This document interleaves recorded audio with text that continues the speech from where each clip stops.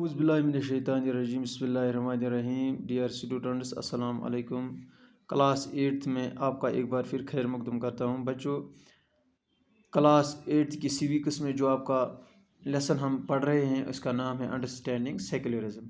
تو سیکولرزم کے بارے میں ہم نے آپ کو بتایا secularism refers to separation of religion from the state, یعنی اسٹیٹ سے یتت ملکس کن اشارہ آمد کرنا۔ مثال کے طور پر ہندوستان میں بہت ساری، ہم ہندوستان کی بات کر رہے ہیں، اس میں بہت سارے مذاہب ہیں۔ ہندوستان میں واریاہ مذہب ہند لُکھ روزان، تو ہندوستان اس بوڑ بار ملک امچ مذہب تمام مذہب الگ، سٹیٹک افیئرز الگ آسان، یعنی اسٹیٹ کے جو معاملات ہوتے ہیں وہ الگ مذہب سے علیحدہ رکھنے کو سیکولرزم کہتے ہیں۔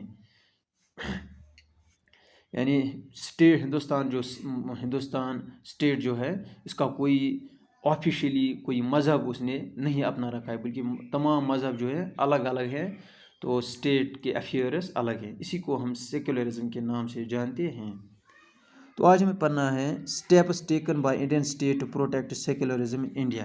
آج کا یہی ٹاپک ہے، یعنی کون سے اقدام اٹھائے ہیں ہندوستان کے جو ملک ہے، کون سے اقدام اٹھائے گئے ہیں سیکولرزم کی حفاظت کے لیے۔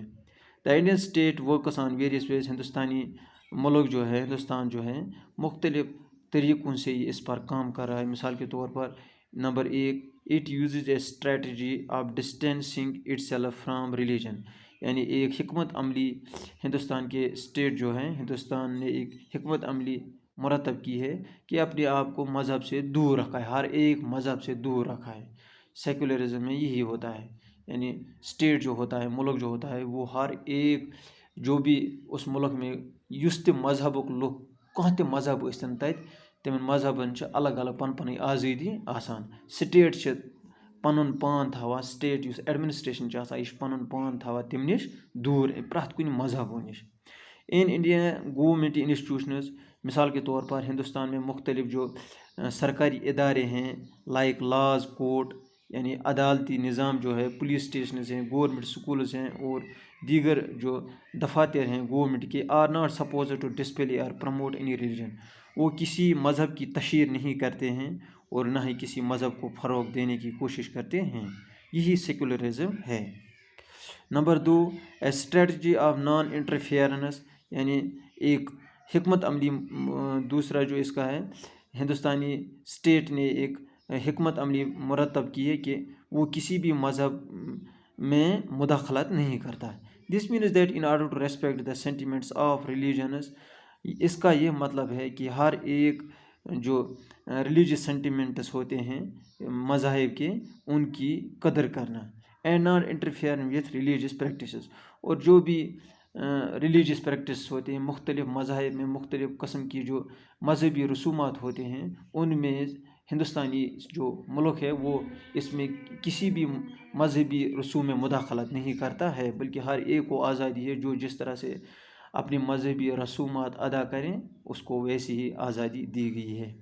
Number 3، a strategy of intervention, کچھ معاملات ایسے ہوتے ہیں، کچھ معاملات مذہب میں، کچھ معاملات ایسے ہوتے ہیں ان میں اسٹیٹ کو مداخلت کرنا پڑتا ہے۔ مثال کے طور پر this means that to ensure the laws relating to equal inheritance rights are respected, یعنی اس کا یہ مطلب ہے اسٹیٹ اس میں انٹروین کر سکتا ہے، یعنی کچھ معاملات ایسے ہوتے ہیں، مثال کے طور پر ہندوستان جو آئین ہے، کانسٹیٹیوشن ہے، اس نے کچھ فنڈامنٹل رائٹس دے دیے ہیں، تو ان کی پاسداری یہ اسٹیٹ دیکھتا ہے کہ ان کی پاسداری ہو رہی ہے کہ نہیں ہو رہی ہے، جو لاز ہے ان کی ریسپیکٹ ہو رہی ہے نہیں ہو رہی ہے مذہبی تنظیموں کی جانب سے، تو اس میں اسٹیٹ انٹروین کر سکتا ہے۔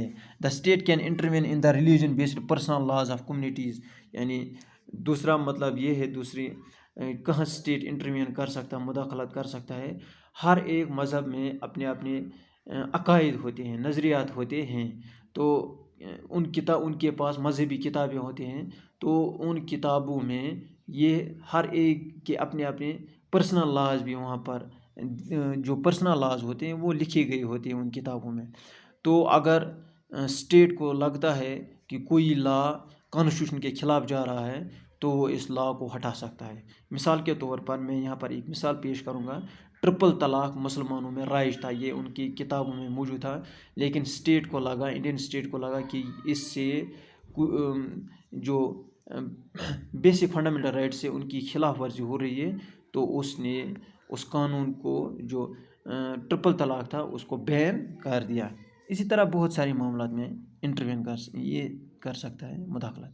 دا intervention of the state can also be in the form of support, یعنی دوسری طرح اسٹیٹ جو ہے یہ مدد بھی کر سکتا ہے. مثال کے طور پر for example the Indian constitution grants the right to religious communities to set up their own school. یعنی اسٹیٹ جو ہوتا ہے، انڈین کانسٹیٹیوشن ہے، اس میں باضابطہ طور پر آئین میں یہ اختیارات، یہ حقوق دیے گئے ہیں ریلیجیس کمیونٹیز کو کہ وہ اپنے تعلیمی ادارے یا کالجز وغیرہ جو ہے ان کو سیٹ اپ کر سکتے ہیں، یا اپنے تعلیمی ادارے یہاں پر بنا سکتے ہیں. مثال طور پر اگر ہم ہندوستان میں دیکھتے ہیں تو ہر ایک مذہبی گروپ، چاہے وہ مسلم طبقہ، ہندو، سکھ، انہوں نے اپنے اپنے تعلیمی ادارے، کالجز وغیرہ وہاں پر بنا رکھے ہیں، تو ان میں باضابطہ طور پر تعلیم دی جا رہی ہے. It also gives them financial aid. تو ہندوستانی جو گورنمنٹ ہے، ہندوستانی جو اسٹیٹ ہے، یہ ان کو ایڈ بھی دیتا ہے. یعنی ہندوستان کس ملک سے سمن ایڈ تھی دِوان یمن ادارن یم مذہبی سکول چھ کن خاص کومنٹی ہند، تو یہ کانسٹیٹیوشن مز باضابطہ پہ گنجائش ہم ہسا ہیکان کھولت تم سکول. تو بچوں، آج کے لیے بس اتنا ہی. آپ مجھے اجازت دیجیے. خدا حافظ. السلام علیکم.